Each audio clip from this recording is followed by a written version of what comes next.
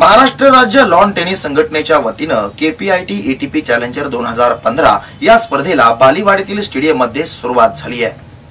महाराष्ट्र राज्य lawn tennis संघटनेच्या वतीनं KPIT ATP चॅलेंजर 2015 या स्पर्धेला बालेवाडीतील स्टेडियम मध्ये सुरुवात झाली आहे। या स्पर्धेचं हे दुसरं वर्ष असून महाराष्ट्र राज्य संघटना, पुणे जिल्हा टेनिस संघटना, क्रीडा युवक संचालनालय यांच्या संयुक्त विद्यमानं या स्पर्धा घेण्यात आल्या आहेत। या स्पर्धेत $50,000 इतके बक्षीस ठेवण्यात आली आहेत।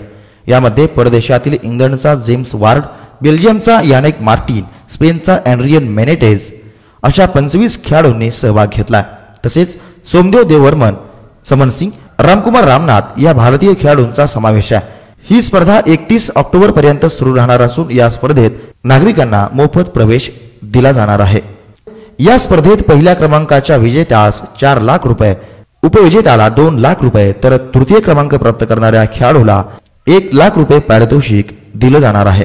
पुण्यातील बालेवाडी स्टेडियम मध्ये 4 दिवस या स्पर्धा रंगणार आहेत। प्रतिनिधी Rohan Gawali, bureau report, Pune metro, Pune.